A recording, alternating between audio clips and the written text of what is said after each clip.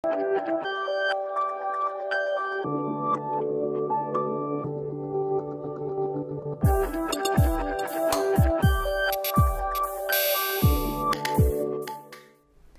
à toutes et à tous et bienvenue dans Connect, le live 100% objet connecté. Aujourd'hui, j'ai le plaisir d'accueillir Pierre Lebeau. Bonjour. Bonjour. Bienvenue, merci d'être là. Vous êtes le PDG et fondateur de Kicker. Alors, dites-nous, première question, comment a démarré l'aventure Kicker? L'aventure Kicker, ça a démarré vraiment avec une vision et d'essayer d'imaginer une nouvelle maison. Et la technologie beaucoup plus intégrée et je voulais plus que ma maison ressemble à un magasin d'électronique. Et je voulais essayer d'apporter un vrai changement pour tout le monde entier. Donc ça a été fondé en quelle année? Ça a commencé quand? C'est 2012, donc vers octobre 2012. D'accord. Kicker en chiffres, ça donne quoi? Vous êtes combien d'employés, combien d'ingénieurs, combien de produits, le chiffre d'affaires, etc. Donc on est 15 maintenant, avec 8 ingénieurs, un designer et puis une équipe marketing et moi-même. On a un seul produit qui est éponyme, donc qui a le même nom que Kicker. Et aujourd'hui, on est en pré-vente sur notre site internet. Donc on démarre juste l'activité commerciale. On a passé 2 ans à faire de la R&D. Ça sort quand, Kicker? Vers l'automne, donc octobre-novembre de cette année. Pourquoi est-ce que ça s'appelle Kicker? Alors Kicker, ça vient vraiment du kick, donc un coup de pied en anglais, pour dire donner un peu un coup de pied dans la fourmilière, essayer de faire changer les choses. Secouer un peu le marché qui dort du coup? Disons que oui, pour moi, le marché de la maison avait très peu évolué depuis les années 50. On avait toujours les mêmes objets qui étaient devenus plus ou moins fins, mais avec de plus en plus de câbles, de fils et de télécommandes, etc. Et là où on avait vraiment évolué techniquement dans notre poche avec les ordinateurs et les téléphones. Et donc je voulais appliquer ce changement à la maison. Alors on va vraiment parler du produit maintenant. Quelles sont les particularités de ce petit robot qui ressemble à un œuf et en même temps ça pourrait être le petit frère de R2D2? Qu'est-ce qu'il fait concrètement?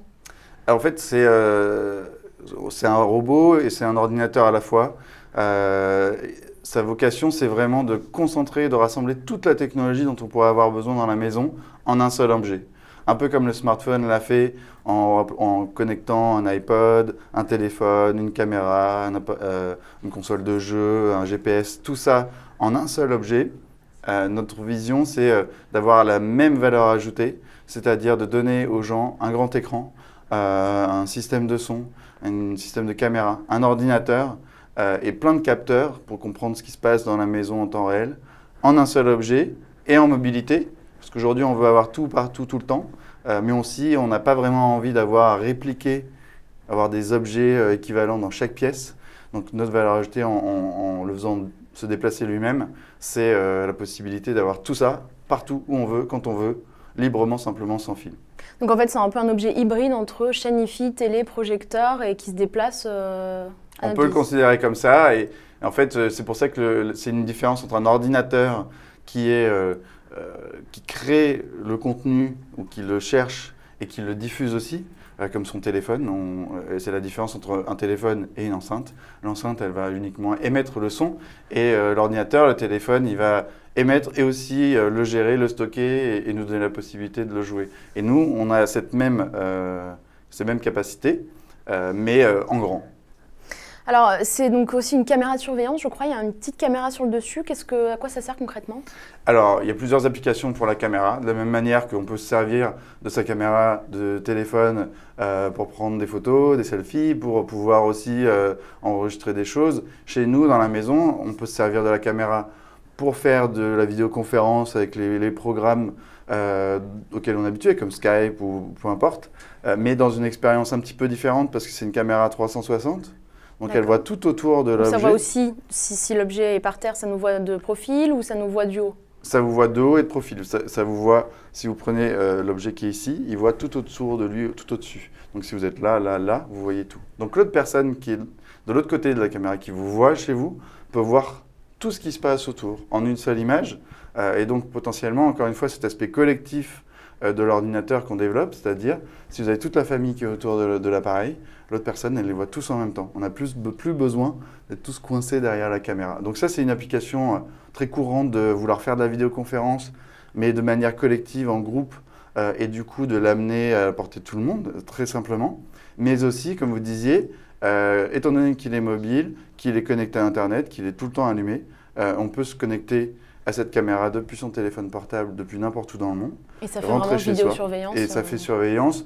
Et du coup, c'est comme si on avait un système de caméra partout, puisqu'on peut le déplacer en même temps. Donc à distance du bureau, on peut faire déplacer Kicker dans la maison n'importe où, sauf les marches, j'imagine. Sauf les marches et certaines portes qui sont un peu compliquées à pousser. Mais voilà, si on a un ouvert, il est capable de se déplacer dans n'importe quelle pièce de manière indépendante. Et nous, on peut voir la vidéo en live et du coup se retourner et voir partout ça. Et du coup, demain, qu'est-ce que ça peut être aussi après, puisque c'est un environnement ouvert. Si on s'imagine un Oculus Rift ou voilà, un casque de réalité virtuelle, on pourrait avoir du coup sa maison vraiment à 360 et se déplacer à l'intérieur de chez soi, depuis n'importe où dans le monde. Donc c'est aussi une nouvelle méthode de communication parce que du coup, on pourrait parler avec les gens en direct, depuis n'importe où, faire projeter son image chez soi. C'est vraiment une plateforme de développement aussi pour de nouveaux usages à venir. Est-ce que, comme les autres vidéosurveillance connectées, les caméras connectées, est-ce que ça prévient, par exemple, la police s'il y a infraction? Alors ça, c'est des services qui seront disponibles en plus pour la connexion avec les systèmes de sécurité, d'alarme, de système à la personne. C'est prévu pour plus tard. Ça, pour nous, on le rendra disponible. On va inviter les développeurs ou les services, les entreprises qui peuvent fournir ce genre de service à se servir de notre objet comme au lieu d'avoir la valeur ajoutée. Voilà. Au lieu d'avoir leur valeur ajoutée, ce n'est pas l'installation de la caméra, c'est le service qui va au-dessus. Et donc nous, on leur permettra de se servir de nos capteurs et de notre caméra et les capacités du produit. Et à eux d'intégrer leur service au-dessus. Donc potentiellement, Kicker pourrait avoir bien plus de fonctionnalités que celles de base quand on achète le produit. Exactement. Et c'est bien pour ça que c'est un ordinateur. Et pas juste un simple petit robot c'est pas juste un objet connecté ou voilà, c'est un ordinateur. Un ordinateur, on l'achète, on installe des applications et au fur et à mesure, on le transforme. Et au fur et à mesure, moi, je vais m'en servir pour une application XY et une autre personne va s'en servir pour d'autres applications. Et c'est un peu la beauté de cet objet ou même du concept même de l'ordinateur ou de la tablette, etc. C'est d'être vraiment extrêmement large en termes d'usage et de possibilités. Vous avez déjà eu des propositions drôles ou loufoques de développeurs ou de suggestions de ce que vous pourriez peut-être amener en plus à Kicker? Ah oui, on a vu beaucoup de choses. Après, ça va du développeur qui veut créer son application pour courir après son chat quand il n'est pas là chez lui, ou lui parler, etc. Ça y a beaucoup de choses sur les chats. Et vous y pensez? Non, on ne fera pas nécessairement, mais potentiellement, pourquoi pas. Ça peut servir à ça. Mais ce qui est sûr, c'est que des développeurs vont pouvoir le faire, et ça, c'est juste exceptionnel, parce que c'est un peu ce qui s'est passé avec le smartphone. On avait quelques applications, et puis tout à coup, maintenant, on en a des milliards. Donc il pourrait y avoir des trucs aussi stupides que très intelligents auxquels vous n'auriez pas forcément pensé. Exactement, mais qui sont, largement. Et puis on espère que nous, on n'est pas aussi intelligents que la masse de millions de développeurs dans le monde. Et donc on va bien sûr, ils seront clairement bienvenus avec un SDK complètement ouvert pour leur permettre d'accéder à cette plateforme-là. Et d'autres usages, typiquement ce que nous on va développer aussi, c'est un réveil par exemple complètement différent où l'objet il viendra dans votre chambre, vous allez vous faire réveiller avec la plage, le bruit de la mer. Ça fait de la lumière à l'heure actuelle? Oui, puisqu'il projette. Mais ça pourrait faire un peu de luminothérapie ou de réveil par la lumière. Puisqu'il peut projeter juste des couleurs, il peut projeter une image qui bouge, un film, du contenu, n'importe quoi. Plus de la musique. Plus de la musique. Et tout à fait, donc ça va ensemble. Vous pouvez créer une atmosphère avec une sorte de... Vous pouvez faire une boule à facettes, vous pouvez faire des ambiances.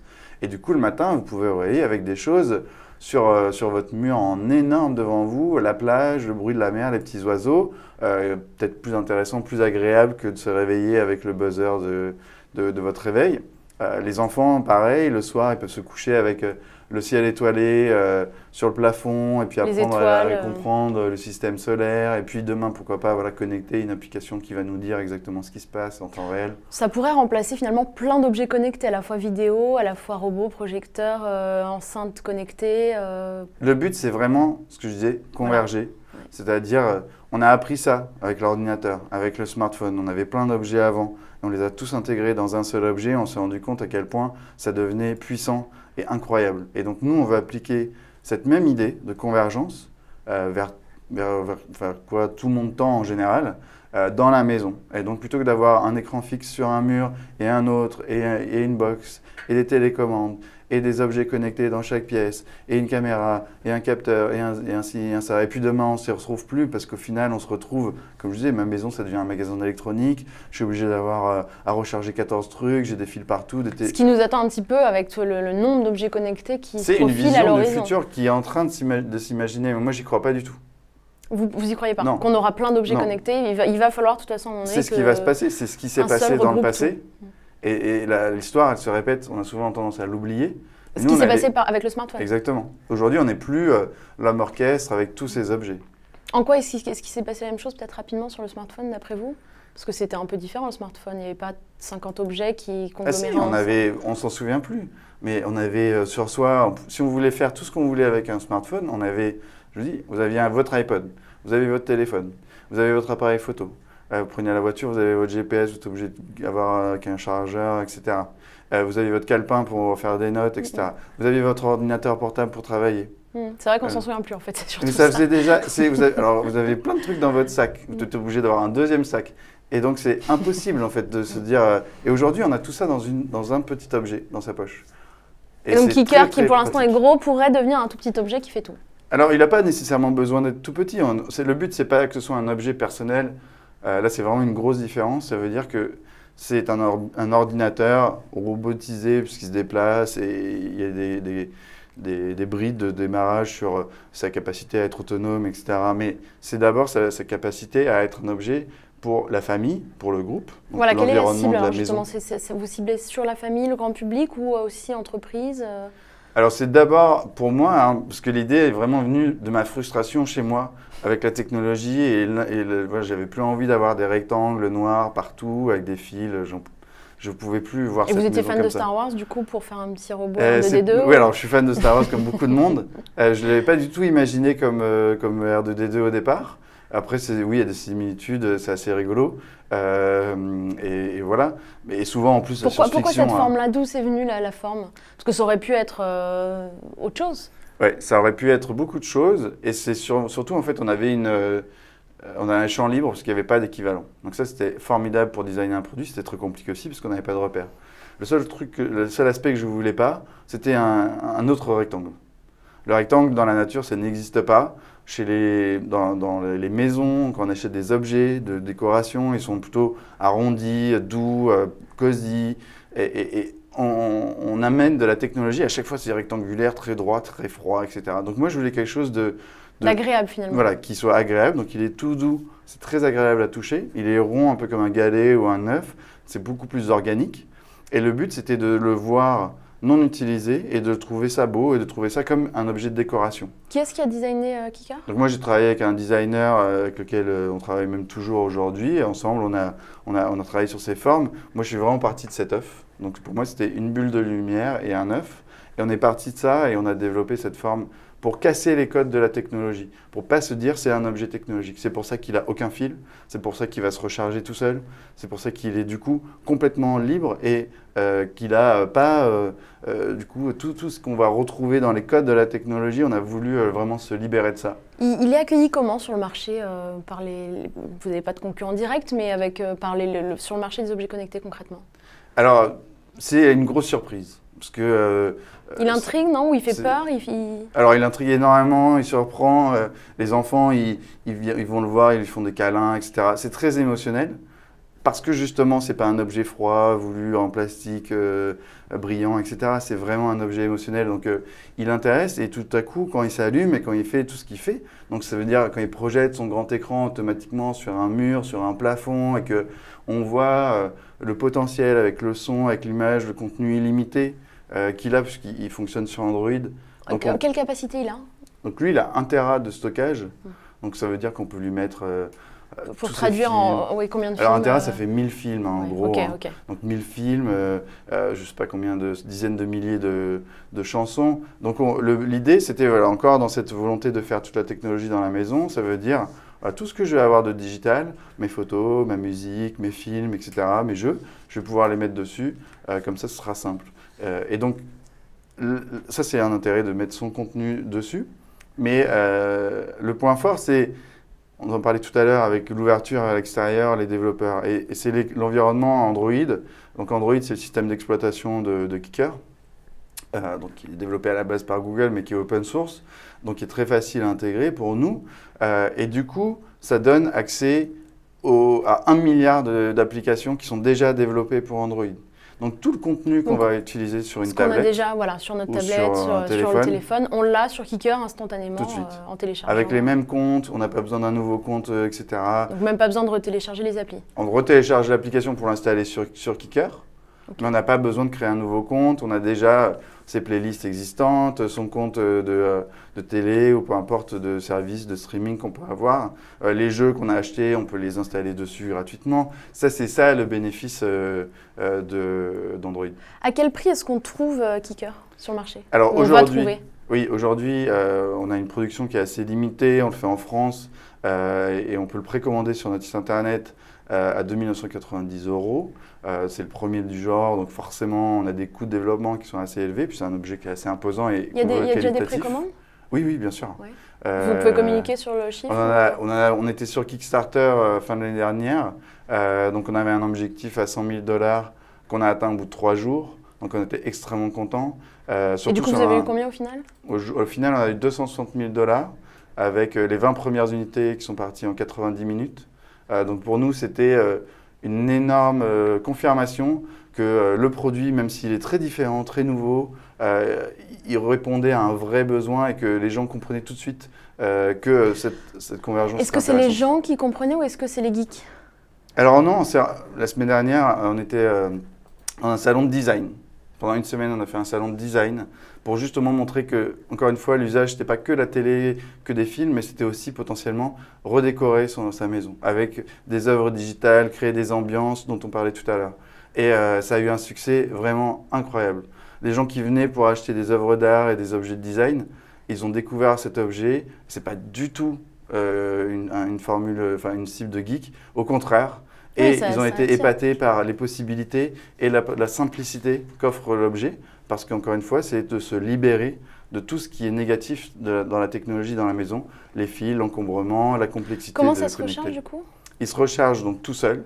Il a une base qu'on va connecter à une prise classique dans sa maison. Et lui, il va revenir à sa base automatiquement. Et quand il est sur le point besoin, voilà. Ou on peut lui dire va te recharger. C'est un peu comme si on. C'est un peu comme. Ah, on peut lui parler. Avec son téléphone, on peut lui indiquer va être rechargé. On a potentiellement une application qui peut nous indiquer son niveau de recharge. Et si on voit qu'il est bas ou on reçoit une alerte. Et si on installe l'équivalent de Siri, mais on pourrait lui parler par exemple? Alors avec Android, sur Google Now par exemple, vient ça par défaut. Donc on peut déjà lui parler. Et lui dire va te recharger. Pas forcément va te recharger, mais on peut lui dire quelle est la température de ci. De la même manière qu'on utilise Google Now aujourd'hui qui fonctionne déjà. Et typiquement, c'est des choses sur lesquelles nous on pourra travailler ou d'autres développeurs pourront intégrer des commandes spécifiques pour leurs applications. Alors qui sont vos concurrents du coup? Alors en fait, nous on était assez en amont, même en 2013 quand on a commencé à travailler sur ce concept. On se voit que de plus en plus des entreprises commencent à faire des objets qui deviennent de plus en plus convergents. On a des gros, hein, on a Amazon Echo qui est un petit truc pour la maison comme ça, qui fait de la musique, à qui on peut parler, on peut contrôler plusieurs choses. On voit Nest aujourd'hui qui donc racheté par Google, qui a aussi racheté Dropcam, donc une caméra, donc un thermostat, une caméra, qui a acheté une autre entreprise qui s'appelle Revolve, qui a pour but de connecter tous les autres objets de la maison. Donc ils veulent... Je rappelle que vous êtes un ancien de Google. Oui. Est-ce qu'ils pourraient vous racheter? Est-ce que ça...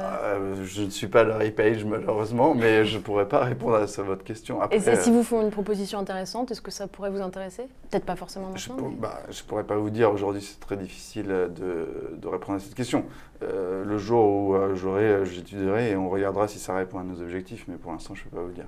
Alors, justement, en parlant de Google, Google a dévoilé le projet, je ne sais pas si vous en avez entendu parler, Physical Web, qui vise donc à doter finalement tous les objets connectés d'une adresse URL pour encourager donc l'industrie à mettre au point des standards de communication interobjets, sans devoir passer par des applications à chaque fois, c'est ce qu'on parlait, à la multitude d'objets. Est-ce que vous trouvez que c'est une bonne initiative?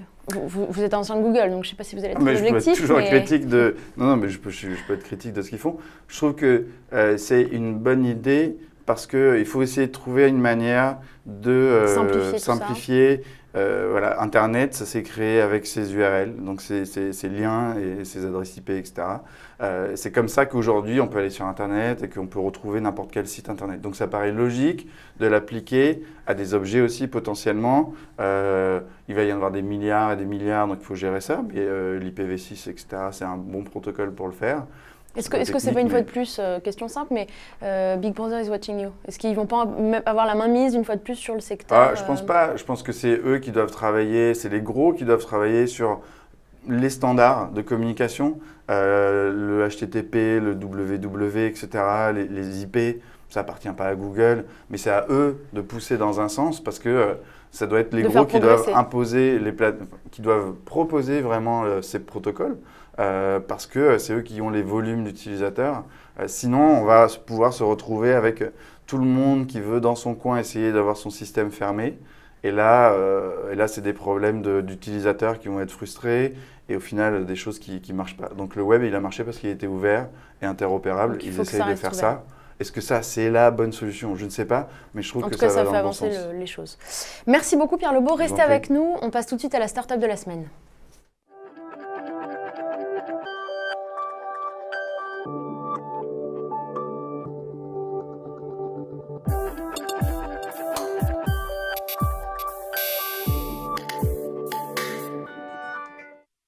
Jean-Luc Valéjot, bonjour, bienvenue. Vous êtes le président d'ISKN, merci d'être là. Bonjour. Alors, ISKN, c'est une start-up grenobloise qui a levé 2 millions de dollars en octobre dernier. Ça promet? Oui, ça promet. En fait, avant les 2 millions de dollars d'octobre dernier, on était passé un peu comme Pierre avec du crowdfunding. Donc, alors pour le coup, nous, c'était un petit peu plus tôt parce que c'était en septembre-octobre 2013. Alors depuis, le crowdfunding est devenu une vague qui nous a tous, qui a déferlé sur le monde de l'IT, des objets connectés. Donc voilà, on avait déjà récolté 350 000 dollars via Kickstarter et ça a été un formidable accélérateur pour nous, notamment dans la levée de fonds que vous venez de mentionner de 2 millions de dollars. Alors qu'est-ce que c'est Slate? De quoi vous allez Alors la Slate, qu'est-ce que c'est? En fait, c'est l'ardoise révolutionnaire, c'est-à-dire qu'aujourd'hui, on va permettre à tout un chacun d'enrichir, enfin en tout cas, du moins, de donner une existence numérique à vos créations sur papier. Donc vous allez continuer à utiliser un bloc-notes traditionnel, un papier traditionnel, un stylo traditionnel, si ce n'est qu'il a une petite bague aimantée. Donc je vais vous la montrer, je sais pas si... Voilà. Donc c'est votre stylo quand même. Voilà, aujourd'hui c'est notre stylo. La petite annonce qu'on peut faire aujourd'hui à Décideur TV, c'est qu'en septembre de cette année, on va déployer donc une bague universelle que vous viendrez plugger sur tous les stylos que vous connaissez, donc des stylos consommables, et donc donner cette dimension numérique à tous ces outils d'écriture et de dessin, en passant du crayon à papier, le critérium, le bi, le gel, le feutre. Donc on pourra prendre n'importe quel stylo, exactement. On rajoute la petite bague et on continue à dessiner. Tout à fait, exactement. Ou à écrire. C'est tout à fait ça. Alors une petite démo peut-être. Bien sûr. Alors moi je suis pas un très bon dessinateur, donc voilà. Il y a toujours le petit bug qui doit arriver. Voilà, ça c'est pour pas changer. Mais grosso modo, voilà, je suis pas un bon dessinateur, mais ce que je peux dire c'est bonjour Décideur TV. Bon, j'écris pas très bien. Donc ça reproduit à l'identique ce que vous écrivez en temps réel sur le bloc-notes, grâce en fait à la petite ardoise qui est en dessous. Voilà. La petite, alors en fait c'est un bloc-notes traditionnel, hein, voilà, je ne vais pas faire de pub pour le bloc-notes en l'occurrence, mais là il y a de l'épaisseur, donc ça ne fonctionne pas simplement avec une feuille de papier, ça marche aussi avec des bloc-notes. Je peux faire une démo avec une feuille de papier bien évidemment, mais l'idée, voilà, la grosse innovation de rupture en tout cas technologique, elle se situe dans la Slate que vous avez mentionné tout à l'heure. Donc c'est 380 grammes, c'est plus léger qu'un iPad, ça a le format d'un iPad quasiment, et pour le coup c'est ultra mobile parce que ça fonctionne en mode synchrone comme on l'a évoqué ici, comme on a pu le montrer avec un iPad, mais ça fonctionne aussi en asynchrone. C'est-à-dire que vous partez avec la Slate, vous posez une feuille de papier, un bloc-notes, toutes vos notes, tous vos dessins, vos schémas, vos croquis sont stockés sur une mémoire embarquée, et puis quand vous rentrez le soir ou chez vous au bureau, vous pouvez downloader toute votre production de la journée. En fait le but c'est de ne plus jamais perdre notre feuille de papier volante qui pourrait... Le but c'est ça, le but c'est de faciliter la vie de tout un chacun avec un coût d'apprentissage minimum. Donc vous allez crevarder sur une feuille de papier, effectivement, comme vous l'évoquez, la feuille de papier vous pouvez la perdre, elle est perdue, tant pis pour vous. Là l'avantage c'est que vous l'avez stocké sous format numérique et derrière vous pouvez l'envoyer par mail, la partager sur les réseaux sociaux si c'est un dessin, le stocker sur votre PC et puis dans du cloud à votre retour à votre bureau. Alors, combien ça coûte et où est-ce qu'on peut trouver la Slate? Alors aujourd'hui, on est à 179 € ou dollars, peu importe, puisqu'on n'applique pas les taux de conversion, voilà, tout simplement. Et c'est en vente sur notre site web, donc vente directe en ligne. Et voilà. À terme, ce sera en vente où? Alors nous, cette année, on a prévu d'être en e-tail. Voilà, donc l'avantage de Kickstarter, c'est qu'on est pas mal démarché par des e-tailers qui sont assez friands, tout ce qui peut être de rupture et innovant, donc un peu comme disait Pierre. Et l'idée, c'est ça, c'est d'être cette année, fin d'année, en e-tail, et puis le retail pour 2016. Quels sont vos autres projets en cours? Vous parliez de la petite bague, est-ce qu'il y en a d'autres? Alors voilà, donc aujourd'hui, nous, ce qu'on travaille, c'est l'expérience utilisateur, c'est l'usage, tout simplement. Donc la petite bague, c'est pour donner un large choix dans les outils d'écriture et de dessin.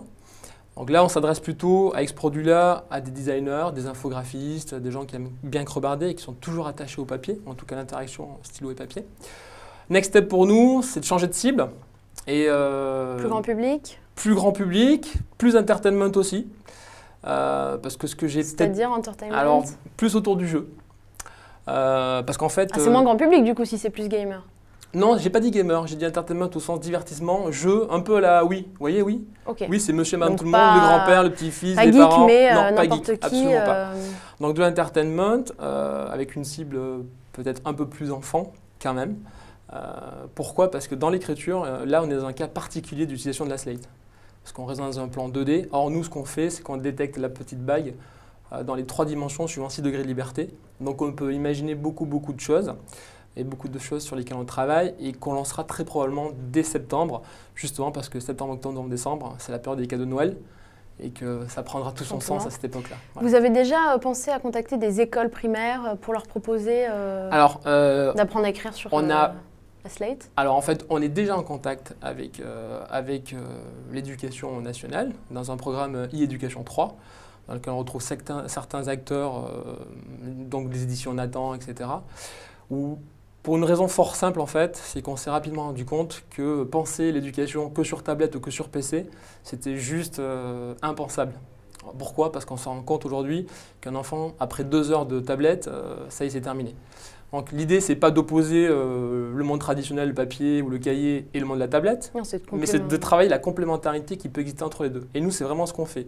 C'est-à-dire qu'on vient enrichir les objets classiques, le cahier, le papier, de la dimension numérique. Et en même temps, on vient enrichir les interactions numériques d'interaction des objets physiques, où on remet l'utilisateur au centre des débats. C'est-à-dire qu'on est tous dotés de 5 sens, sauf vous les femmes qui en avez 6. Mais en tout cas, le toucher, la vue, l'ouïe, etc. En tout cas, pour l'avoir expérimenté, il y a bien 6e sens chez la femme. Mais pour le coup, c'est vraiment ça, on replace l'utilisateur final au centre des débats, et notamment toucher et tout ça. Donc la complémentarité entre les deux, elle existe. Il ne faut pas opposer le monde numérique, le monde traditionnel, il n'y a pas à le faire d'ailleurs. C'est complémentaire. C'est très complémentaire, mais là je parle de l'utilisation dans le monde de l'éducation, mais dans le monde de divertissement et de l'edutainment, entre autres, c'est de la micromotricité, notamment dans l'apprentissage de l'écriture et de la lecture. On apprend à lire, tout un chacun, en tout cas moi j'ai appris comme ça, en formant des lettres. Et quand on forme des lettres, on vient activer une zone de micromotricité dans le cerveau qui apprend à faciliter les phénomènes de lecture. Donc à nous aider. Donc si on imagine un jour apprendre à lire qu'avec des claviers et des touches, c'est peu probable. Voilà. Et c'est pas moi qui le dis, parce que pour le coup, je suis pas psychomotricien, mais c'est des études qui sortent de Stanford, de Berkeley, en Suisse, à Toulouse, en France. Voilà. Pierre, est-ce que vous investiriez dans la Slate? C'est trop tard, c'est dommage. Bah non, on peut toujours lever à 3 millions, par exemple. Écoutez, il me tiendra au courant pour son prochain tour, avec plaisir. Merci infiniment à tous les deux d'avoir participé. À la semaine prochaine, même jour, même heure. Merci.